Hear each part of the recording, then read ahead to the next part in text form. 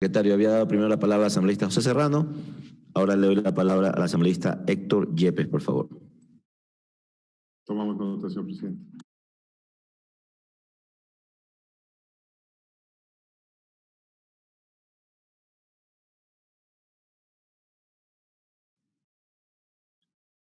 Muchas gracias, señor presidente. Muy buenas tardes a todos los legisladores en el día de hoy.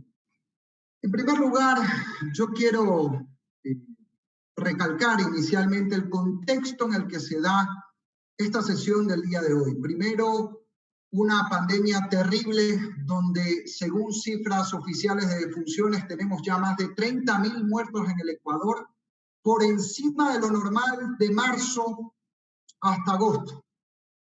1 millón de desempleados en el país, la peor crisis económica de los últimos 20 años y además una crisis moral ante la cual esta asamblea tiene el deber de responder y arrimar el hombro para, uno, superar la crisis económica, la crisis de desempleo, para combatir la corrupción y para fiscalizar con total frontalidad y legitimidad a quienes hayan estado involucrados en escándalos, sobre todo si tiene que ver con la salud pública, porque habría que preguntarse, si no se hubiera repartido la salud en este país, ¿cuántos de los que han fallecido tal vez hoy estarían con vida junto a sus seres queridos? Así que este es un tema muy serio para las familias ecuatorianas. Y aquí tenemos, señor presidente, colegas legisladores, una resolución que fue aprobada por amplísima mayoría de este pleno de la Asamblea el 27 de agosto del año 2020. Moción que en su punto número 5 dispuso que en la sesión posterior se trate este punto. Sí quiero señalar, presidente, mi sorpresa, habiendo sido yo ponente de la moción que se aprobó para cambiar el orden del día, ¿cómo así no tuve la oportunidad de exponer en primer orden secuencial, pese que había perdido la palabra? Pero en todo caso, teniendo el compromiso de que todas las mociones se van a votar, me permito plantear lo siguiente. En primer lugar, la parte jurídica, que aquí se pone en tela de duda. Señores, el artículo 7 de la Ley Orgánica de la Función Legislativa dice claramente, y leo, el Pleno es el máximo organismo de decisión de la Asamblea Nacional y puede tomar cualquier decisión que no viole la ley de acuerdo al numeral 21 del artículo 9 de la misma ley. Segundo, se ha citado aquí un informe del Procurador General del Estado.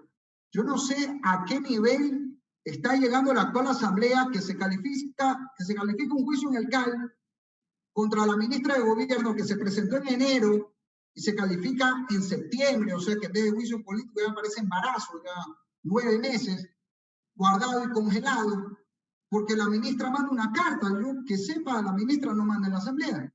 En segundo lugar, ¿cómo nosotros le pedimos al procurador del Estado que nos diga qué hacer cuando el procurador es el sujeto de control político, es controlado por esta asamblea, es objeto de control político de esta asamblea?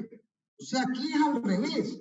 Y me permito señalar algo con todo respeto al legislador Alberto Arias, una precisión jurídica. Yo sí quisiera que leamos con detenimiento lo que dice el artículo 13 de la Ley Orgánica de la Procuraduría General del Estado, que me voy a permitir leerlo de manera breve en la parte pertinente. Dice artículo 13 de la absolución de consultas.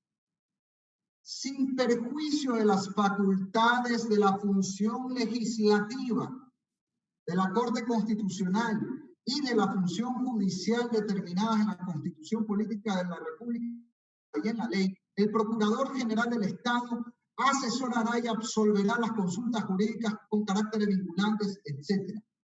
La primera frase del artículo dice que esto es sin perjuicio de la facultad de la función legislativa.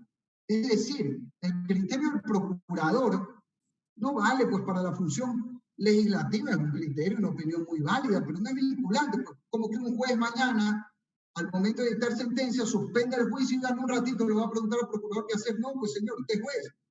Así como nosotros somos legisladores, y este es un acto legislativo, porque es un acto que adopta el pleno de la Asamblea, y por tanto, el criterio del procurador, con todo el respeto que se merece, es una opinión. Lo que proponer se reestructure la comisión de fiscalización, tal como ya ordenó el Pleno el 27 de agosto de este año, en esta misma sesión.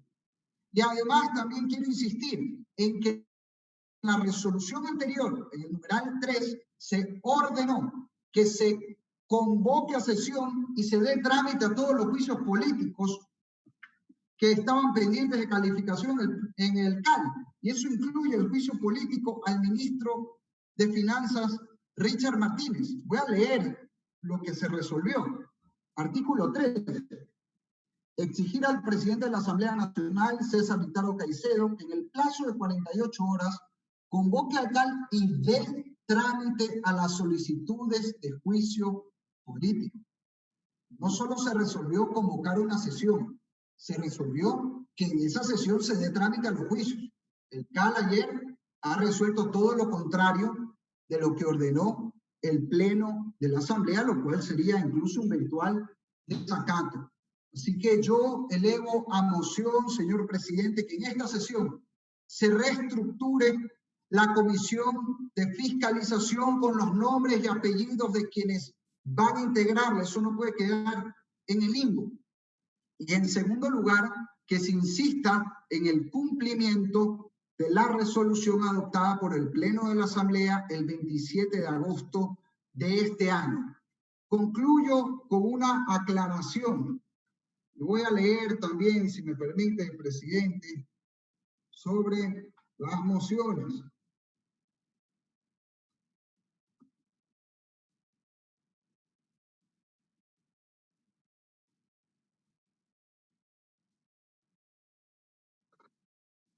Dice el artículo 135 de la Ley Orgánica de la Función Legislativa: las y los asambleístas tienen derecho a presentar mociones, las cuales, una vez argumentadas y apoyadas, serán entregadas por escrito en la Secretaría General.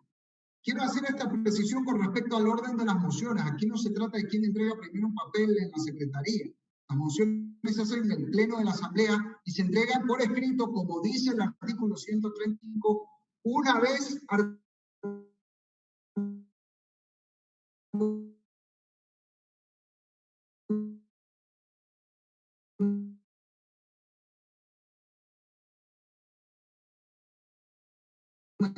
y apoyadas, porque obviamente yo puedo dar la moción en el Pleno. Hago esa aclaración, presidente, por una cuestión de procedimiento parlamentario para que las cosas sean como Dios manda. Así que ratifico la moción presentada y ojalá en un amplio debate podamos llegar a un consenso para que la Comisión de Fiscalización dé respuestas al país, para que no sea una comisión ni de archivo ni de reparto, sino una comisión que haga justicia con las familias del Ecuador.